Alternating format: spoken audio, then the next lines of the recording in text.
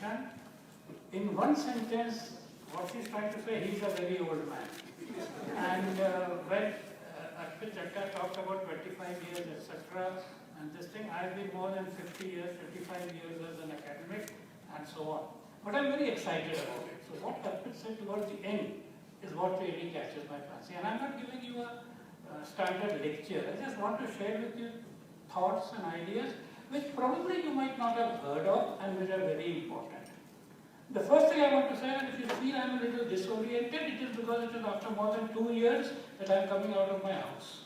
So for 2 years I've been strictly following the COVID protocol and being inside the house, double vaccinated, etc., and so on. So it's a little bit disorienting for me to see real human beings after a long time. There's been only been Zoom meetings and avatars, and I'm getting ready for teaching in the metaverse. So I'm absolutely happy that the soon as the metaverse is available and launched, and I'm glad to see that. But I don't know where to start and what to say, but I want to touch on a few points. But I must first begin with what Arpit talked about. And he said it in a certain way, and I will make it more interesting. What he said was growth for the sake of growth is the philosophy of the cancer cell. So he doesn't say we should stop growing, we should have a coordinated growth. So organic life is coordinated growth. But it is not, and you all know, if you know of cancer, that cancer, one part decides, I will keep on growing. I don't care what happens with the rest of the body, even if I kill the body. So this is exactly the point that is said that people should do. Those of you who are interested, I will give you lots of suggestions for reading. On this, one of the best things that is there is an essay by J.B.S. Halden, written more than 100 years ago, called On Being the Right Size. The title of that essay is On Being the Right Size, which is exactly what we talked about just now. And Halden was a biologist and entomologist, and in fact he came to India from England because he said English are not civilized people, etc., around the Suez Canal crisis, and he was in Jadavpur University, was a professor of genetics and statistics, kind of a thing. And in that essay, and you must see that you'll be able to Google it on Being the Right Size, he says that in all these biology books, nobody has said why a rat cannot be the size of an elephant or the elephant cannot be as small as a mouse. And this is what is very important. And many organizations, actually businesses, have failed because they continue growing when it is no longer possible to grow in a coordinated manner. So, I'm just leaving you at that. It begins with biology, it ends with a very interesting thing. It's a 100-year-old essay. He says large organizations like General Electric, General Motors are almost like countries which are being managed. And some corporates can run small countries of Europe like Belgium Incorporated, Luxembourg Limited, and so on and so forth. So it's a very interesting essay which talks about cohesive forces and divisive forces. And where is the optimum thing? So just because Arpit had talked about that, I wanted to do that. The other thing that I want to say, which is a theme that you are hearing all over, is that we are living in a time of change. And what is more interesting, it is a time of rapid change. Now, if you talk to anybody yesterday, 15 years ago, and they say, where is rapid change? They will say electronics, semiconductors, Gordon Moore's law of doubling every 10 years. You ask today, where is the most rapid change? It is the mutation of the coronavirus. Every 11 days it is mutating. So you realize, I'm especially wanting to draw attention to the fact that biology is very important. Biology is very significant. And why I am saying this is because our model has been so far. First it began with the clockwork model, and we tried to make everything in that kind of way. Today it has become the electronic model, but there is a lot to be learned from the biological model. MIT Technology Review every year publishes what are the emerging technologies for this decade. And for this year, if you see the cover of MIT Technology Review and look at what are the emerging technologies, it will say messenger RNA vaccine. Would you have ever thought that messenger RNA vaccine would be talked about as an emerging technology? And although we are using it for corona, it is talking of a whole range of possibilities and diseases and so on. So, what am I driving at? I'm driving at, in a sense, you are very lucky to be doing this at this time. Now, he talked about MCA program for 25 years. I know the prenatal area of MCA program because it was the Professor Sampath Committee which conceptualized the MCA program because computers were going fast, not as far as the coronavirus, but computer industry was going very fast and the traditional programs were not adequate. You couldn't wait for that BTech, etc., and they said, let's have an MCA. And I am very interested because I've been in academia. Before the MCA program, there has been no degree program which has application in its name. You have physics, you have chemistry, you have psychology. Even medicine is not called applied something. If you look at agriculture, it is applied botany. So agriculture should have been called botanical applications. But no, it was called another field, agriculture, agricultural engineering, universities, everything. The first time we had the courage to acknowledge applications as an essential part of higher education. Otherwise, education was about principles, application was somewhere else. The first degree which was called MCA, and therefore to distinguish it, because academics fight about 2 years, 3 years, so they made it a 3-year program. So that it is not competing with 2-year MSc, it is not competing with 4-year BTech, it is not competing, and of course now it has evolved and your university has got the latest syllabus, etc., etc. But this is very important. And why this is important for you is, you may not realize this because you're still talking of computer application. But what you really are dealing is information processing. Now, when you start thinking in terms of the world as information, you are in a completely different world. And the uniting thing, see, from times immemorial, we have been thinking of what is the fundamental of this world. Aristotle said earth, fire, air, water. Talked about the 4 things. We talked about the Panchatattva. So we add space to it, which we sometimes call air. Then people like Mendeleev looked at the periodic table and said, there are so many things, but eventually it is 100 and odd elements. This is what the universe is made of. Then others went into thinking and said, no, they're not. They're basically made of fewer number of atoms. And all the atoms are electron, proton, neutron, and everything is then coming out of that. We moved on to this world, and there is a lot of things in that world. My area is physics, so I can go on tell you. Till, for example, many of you know, 2012, the Higgs boson was discovered, a brand new particle, Nobel Prizes were given, there's a movie called Particle Fever, and so on. So why am I saying this? Do you know any practical applications of the Higgs boson? Answer is not yet. But in a similar way, about 100 years ago, for the first time, they were able to identify a particle called the electron. Sir J.J. Thomson identified electron as a particle, got a Nobel Prize for it. And everything that you do is based out of electronics. And from there, for the heating effect of current, this thing, the chemical effect, the magnetic effect, everything that we see today at the computer is all part of what is called electronics. Semiconductor electronics, microelectronics, whatever, is all because of one property of the electron, that it has charge and it moves. There's another property of the electron discovered around the same time, 1920s, etc., called the spin of the electron. And I'm saying this because you will see before your eyes developing something called spintronics.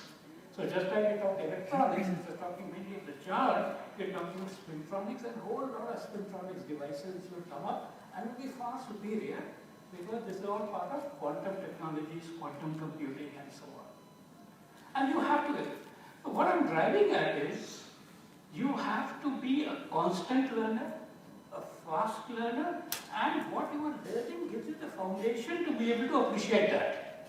If you didn't know this, you will not be ready for that. If you wouldn't know what is ordinary computing, you won't be ready for what is quantum computing. And this is why it is very important.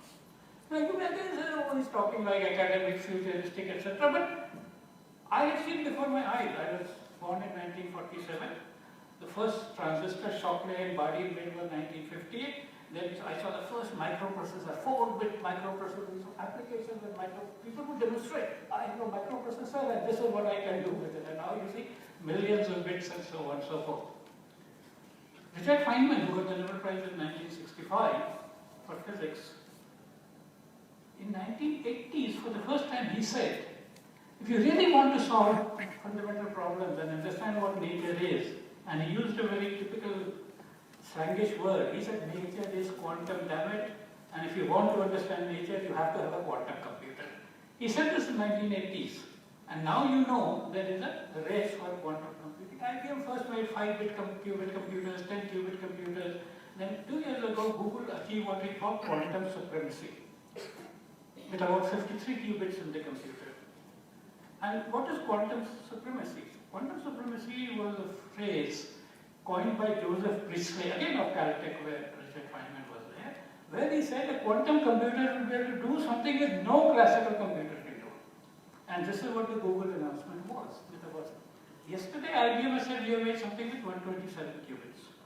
People are way ahead. They are now talking at, just like if there are millions of transistors in a traditional computer, we will create computers with millions of qubits. And this becomes very, very interesting and important. And this is the race which is going on. China is moving far ahead, all over the world in it. So when you see that, what I'm saying, when there is MCA, Master of Computer Applications, by the time you graduate, you should be ready for Master of Quantum Applications. And this is the point that I'm trying to make. That this is the time when you have to learn very fast. Learning is not enough, you have to learn fast. And it is so, it's not a burden on you. Now, you know we had the coronavirus for the last 2 years. There's so many doctors talking about, none of them were taught about the virus in that MBBS course. I looked at the MBBS course for AIMS 2003 or so. They discussed something called preclinical, which is anatomy, physiology, biochemistry. Then something is called paraclinical, and then you come to clinical. In paraclinical, there is a subject called microbiology, in which there are 20 topics, of which one of them is virus, morphology of virus, and so on. I don't think they even had the modern classification of virus, which is the Baltimore classification of virus. So what has happened is, all these people have built on, we trust the doctor more than the other. The doctor also had no knowledge, neither in the basics, nor in whatever they were reading, we were reading, and this is what the future is going to be. In fact, there is a term for it, which many people don't know. It's called instant learning. Just like you have instant coffee, so there was traditional coffee, you brew, you do this, the crust, etc., and then Nescafe said instant coffee. And instant learning means that anything I want to learn, I should be able to learn. The traditional academic thing doesn't do it. So if you were to look at somebody is very curious that what is the internet? They will say first do something, get entrance into a computer course in that 3rd year, and the networking, I will teach you TCP/IP protocol. That is not how people want to know. People want to know what is it, what can we do, how do we enter it, what we can use it, etc. So this is the way things are changing. It will that original fundamental will remain. I am a great believer. I have a lot of disagreement with many people. And they said applied this, that, all applied things begin with a Nobel Prize. So X-ray, Nobel Prize, transistor, Nobel Prize. Even selfie everybody is taking with CCD camera. CCD thing got a Nobel Prize in 2009. So everything begins with pushing the frontiers of knowledge. And then once you are able to understand what nature is, you try to tinker with nature. Long years ago, humans tried to domesticate animals, but animals were stronger than you. The horse was much stronger than you. The wolf was much stronger than you. So you domesticated a horse, you domesticated a wolf, who became your pet dog. Now you are going to domesticate atoms and molecules and electrons and spins. So this is how you are going to write the world. This is what it is going to be all about. So don't get disheartened. It is in our intrinsic nature that we learn. If you watch small children before they go to school, they are learning a lot of things. Enormous amount of things. Only when they become older, We say you will learn from 10 to 11, and even go to conferences, we learn between tea break and lunch break, and so on and so forth. A child is learning all the time. So I was once I was about 50s at that time, more than 25 years ago. So I was about 50, and I was with a set of doctors from AIIMS, very eminent doctors, some conference. And I said, aside from the conference agenda, I just want to ask you, why is it that as we grow old, our ability to learn, this is my alarm to say I was stuck. So I asked them that, why is it that elderly people cannot learn as much as children can learn? And I thought, and I was turning 50, so I thought you will give an excuse, no, your brain becomes this thing, your nerves become this thing. Like for diabetes, they say your insulin resistance increases, etc. At 30 you're fine, 40 you're fine. Suddenly insulin resistance happens, decrease in quantity of insulin, decrease in quality of insulin, and you have diabetes, type 2 diabetes. So I thought similar thing he will say. He said something else. He said, no, the brain can work up to the last breath. And as you know, there is a thing called neuroplasticity, neurogenesis, which allows you to learn anything new at any stage.